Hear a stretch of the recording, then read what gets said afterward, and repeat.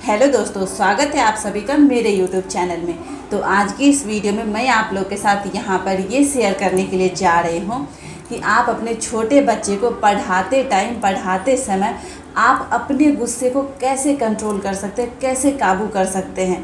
तो ये वीडियो आपके लिए बहुत ही हेल्पफुल होने वाला है। अगर आपके घर में छोटे बच्चे हैं और आप उनको पढ़ाते हैं और पढ़ाते समय गुस्सा आ जाता है, और जाहिर सी बात है छोटे बच्चे रहते हैं, जल्दी मानते नहीं हैं, तो उन पे गुस्सा आ ही जाता है। आप ना भी करें, कोशिश कंट्रोल करने की करें, फिर भी हो ही जाता है गुस्सा। तो ये वीडियो आपके लिए बहुत ही हेल्पफुल होने वाला है। तो इस वीडियो को बिना स्किप के पूरे अंत तक ज़रूर देखिएगा।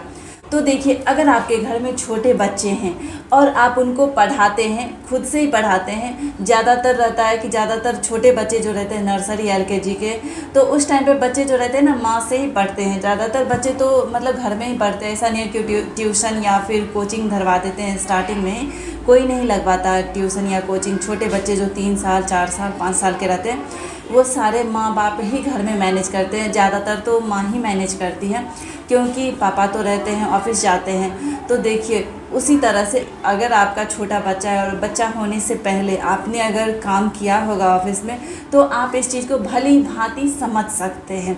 क्योंकि देखिए, जब आप ऑफिस जाते हैं उस टाइम पे अगर आपसे कोई गलती हो जाती है, या फिर बिना गलती के भी आपके बॉस जो रहते हैं, आपके सीनियर जो रहते हैं, टीम लीडर, टीएल या फिर मैनेजर, वो आपको बिना किसी रीज़न के भी, कभी कभी ऐसा भी रहता है कि आपकी उतनी गलती नहीं रहती है, लेकिन फिर भी आपको सुना देते हैं। और उस टाइम पे आपके मन में बहुत एकदम गुस्सा भरा रहता है, लेकिन आप उस टाइम पे कंट्रोल कर लेते हैं ना।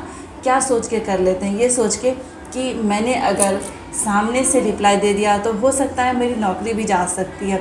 तो आप अपनी नौकरी बचाने के लिए उस टाइम पे आप अपने सीनियर से ज़बान नहीं लड़ाते, मतलब कि रिप्लाई नहीं देते हैं उससे।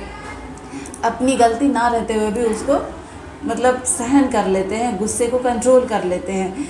ठीक उसी तरह से अगर आपके घर में छोटा बच्चा है और आप उनको पढ़ाने के लिए जा रहे हैं, और उस टाइम पे अगर आपको गुस्सा आ रहा है, जैसे बच्चा पढ़ाते ना, बच्चे को पढ़ाने के टाइम पे जैसे पढ़ा रहे CAT कैट, तो रहता है कि बच्चे तो, मैं तो अभी जैसे है कि मैं तो बहुत दिनों से ये चीज़ सुनते आ रही हूँ, 20 साल 25 साल से लगातार ये चीज़ सुनते आ रही हूँ। तो मेरे दिमाग में तो ये बैठा हुआ है कि CAT कैट होता है। लेकिन अगर आपका बच्चा अभी 3 साल 4 साल का है और आपने उसे अभी स्टार्ट ही उसकी पढ़ाई हुई है और आप उसको पढ़ाने के लिए बैठे और उसको आप पढ़ा रहे हैं CAT कैट, और बच्चा समझ नहीं पा रहा है, तो आप ये चीज़ उस टाइम पे आप खुद अपने मतलब बच्चे के जगह पे खुद को रख के देखिए कि अगर आप किसी चीज़ को पहली बार देखेंगे तो ज़रूरी नहीं है कि आप एक बार में उस चीज़ के बारे में जान लेंगे। तो उसी तरह से आप अपने बच्चे के जगह पे खुद को रख के देख सकते हैं। खुद को एग्जाम्पल वहाँ पे करिए, तभी आप अपने गुस्से को कंट्रोल कर सकते हैं। जैसे अगर आपका बच्चा कुछ गलती भी कर दिया है, तो आप उस जगह पे ये सोचिए कि पहली बार है, हो सकता है बच्चे की समझ में नहीं आ रहा होगा, या फिर दूसरी बार तीसरी बार भी है।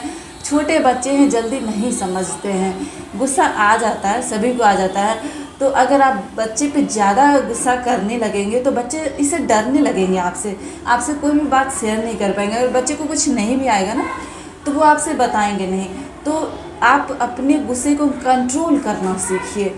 वही चीज़ करिए जब आपके सीनियर, जैसे कि ऑफिस जाते होंगे तो आपके सीनियर आपको मतलब आप पे चिल्लाते होंगे, आप पे गुस्सा करते होंगे, आप उस टाइम पे सहन कर लेते ये सोच के कि मेरी नौकरी ना जाए। तो सेम उसी तरह से बच्चे के साथ भी करिए कि छोटा बच्चा है, समझ नहीं आ रहा है, तो आप यहाँ पे ये नहीं सोचिए कि मतलब बच्चा है कहाँ जाएगा, यहीं रहेगा, मतलब मार पीट भी दूँगी, पिटाई भी करूँगी इसकी, लेकिन ये बच्चा है तो मेरा बच्चा है, कहाँ जाएगा। ऐसा सोच बिल्कुल भी मत रखिए।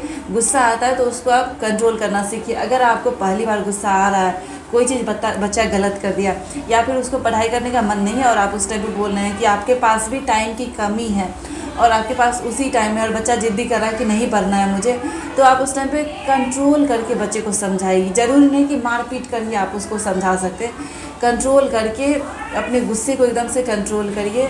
अगर आपको जैसे बहुत ज़्यादा गुस्सा आ रहा है तो आप उंगली पे मतलब कि 1 2 3 4 होता है ना कि 10 सेकंड तक कहते हैं कि आप काउंटिंग करेंगे तो गुस्सा ख़त्म हो जाता है।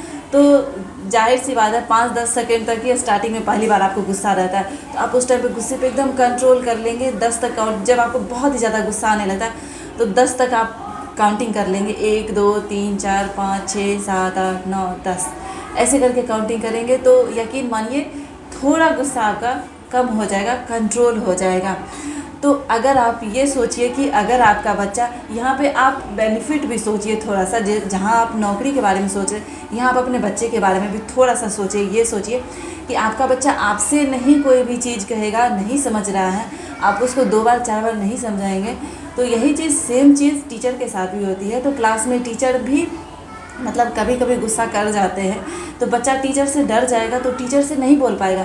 लेकिन सेम चीज़ अगर आपके साथ भी वही हो जाएगा, बच्चा आपसे भी डर जाएगा, तो फिर बच्चा कहाँ बोलेगा, कहाँ वो चीज़ शेयर करेगा। और बच्चे बचपन से ही अगर वो डर जाएगा तो आपसे कोई भी बात शेयर नहीं कर पाएगा। तो आप बच्चे के साथ बॉन्डिंग बनाइए, उस पर ज़्यादा गुस्सा मत करिए। अगर गुस्सा करेंगे तो बच्चा आपसे दूर हो जाएगा, आपसे कुछ भी बात शेयर नहीं करेगा। अगर उसे कुछ भी समझ में भी नहीं आ रहा ना तो हाँ करके आगे बढ़ जाएगा, लेकिन आपसे बात नहीं करेगा, वो चीज़ शेयर नहीं करेगा कि मम्मा मुझे ये चीज़ समझ में नहीं आ रहा है। वो सोचेगा कहीं मैं बोल दूँ, मतलब कहीं मैंने बोल दिया और मम्मा गुस्सा हो जाएगी, मारने लगेगी, तो फिर आपका बच्चा आपसे दूर हो जाएगा, आपसे कुछ भी कोशिश नहीं करेगा और इससे आपका बच्चा जो है ना पढ़ाई में कमज़ोर भी हो सकता है। तो आप अपने बच्चे के भविष्य के लिए उस पर गुस्सा कंट्रोल करना सीखिए। तो आई होप, उम्मीद करती हूँ कि मेरी जो ये वीडियो है आपके समझ में आ गई होगी कि इससे आपका क्या नुकसान हो सकता है, आपके बच्चे का क्या नुकसान हो सकता है और आप बच्चे पर कंट्रोल कैसे कर सकते हैं गुस्सा को पढ़ाते टाइम में। तो उम्मीद करती हूँ ये वीडियो आपके लिए बहुत ही हेल्पफुल हुई होगी और आपको पसंद भी आई होगी। अगर हमारी ये वीडियो आपको पसंद आई होगी तो प्लीज़ हमारे इस चैनल को लाइक, सब्सक्राइब और शेयर करिएगा। मिलेंगे फिर से एक और नई वीडियो के साथ, तब तक के लिए टाटा, बाय बाय।